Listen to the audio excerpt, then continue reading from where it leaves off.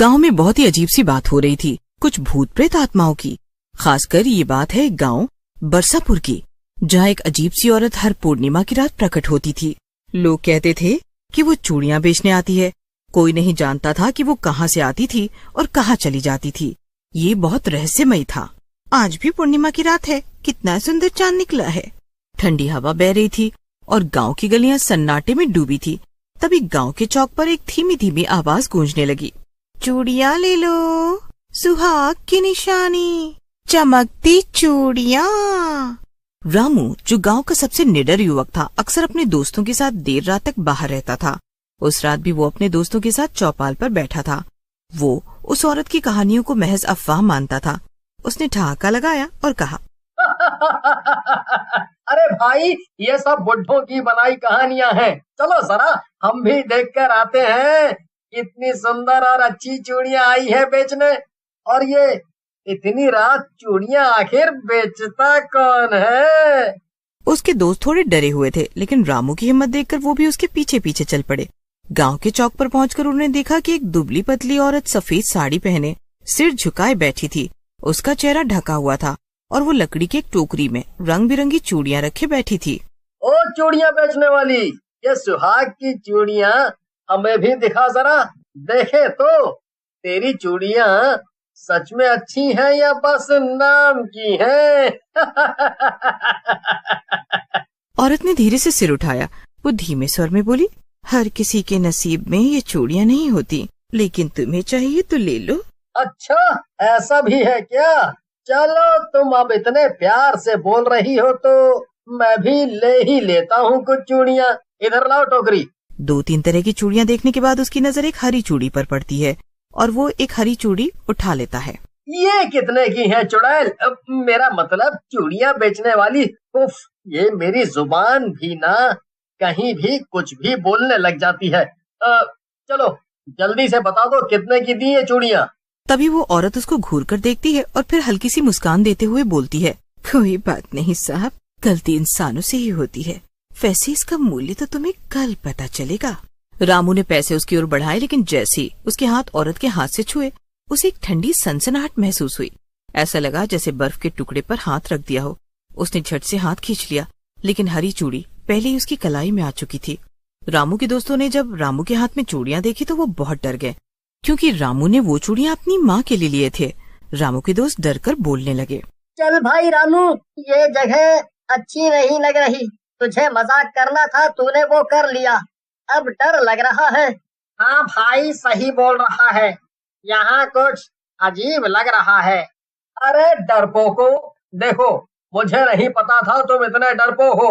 देखो कुछ नहीं हुआ, ये सब बकवास है। तुम इससे क्यों डर रहे हो? हम घर जा रहे हैं, तुझे चलना है तो चल, क्योंकि यहाँ अब कोई नहीं रुकेगा। अच्छा चलो घर चलते हैं, गुस्सा मत करो, मैं भी चल रहा हूँ घर तुम लोगों के साथ। हाँ, अब चुपचाप सब अपने घर जाकर आराम करो। आज के लिए बहुत हुआ ये सब। इसके बाद रामू और उसके दोस्त अपने अपने घर चले गए। रामू की माँ बाहर आई तो उन्होंने उसकी कलाई में बंधी हरी चूड़ियां देखी और घबराकर पीछे हट गईं। रामू, ये तूने कहाँ से हरी चूड़ियां ले ली और तूने ये चूड़ियां क्यों पहन रखी हैं? माँ, ये मैंने आपके लिए ही लिया था, लेकिन पता नहीं कैसे ये मेरे हाथ में आ गई। अभी तो नींद आ रही है, लेकिन कल सुबह मैं इन्हें उतार दूंगा, तब आप ले लेना। ये तूने उस औरत से लिया है जो पूर्णिमा की रात को निकलती है चूड़ियां बेचने? हाँ माँ, वहीं से लाया हूँ। बेटा, ये चूड़ी इसे फेंक दे अभी के अभी। ये बहुत अशुभ है, इसको खुद से दूर कर दे बेटा। रामू अपनी माँ की बात सुनकर चुप नहीं रह पाता और एकदम से जोर से हंसने लगता है और हंसकर कहता है, क्या माँ, आप भी शुरू मत हो जाओ अब। माँ, ये बस एक चूड़ी है, देखो, तुम खुद देखो क्या भूतिया है इसमें। तुम भी इन कहानियों पर विश्वास। भगवान करे तुझे कभी कुछ ना हो। इतना बोलकर माँ अपने रूम में जाकर सो जाती है और इधर रामू भी गहरी नींद में सो जाता है। लेकिन उस रात रामू को अजीब से सपने आने लगे। उसने देखा कि वो हरी चूड़ियां बेचने वाली औरत उसके कमरे में खड़ी है और वो इतनी भयानक लग रही है मानो चुड़ैल।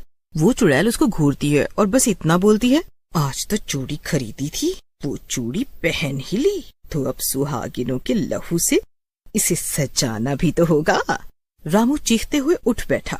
रामू उसे उतारने की कोशिश करने लगता है, लेकिन चूड़ी उतरती ही नहीं। जब वो उसको ध्यान से देखता है तो अरे ये तो मेरी त्वचा से चिपक गई है। अब रामू को भी डर लगने लगता है। तभी सुबह हो जाती है और सुबह होते ही गांव में हड़कंप मच गया। पता चला कि रामू के दोस्त मोहन का शव गांव के कुएं में मिला है और उसकी कलाई पर भी हरी चूड़ी पाई गई है। रामू भी कल रात ऐसी चूड़ियां पहनकर घर आया था। गांव के बुजुर्गों को पता चला कि ये उसी श्रापित चूड़ियां बेचने वाली का काम है। तो रामू कहाँ है? उसको बुलाओ, हम उससे कुछ पूछना चाहते हैं। रामू की माँ जल्दी से रामू को बुजुर्ग लोगों के पास ले जाती है। वो रामू को बुलाते हैं और पूछते हैं, रामू घबराओ मत, हमें बताओ क्या तुमने उससे चूड़ियां ली थीं? पहले तो रामू बहुत डरता है, लेकिन फिर डर के मारे रामू सब कुछ सच सच बता देता है।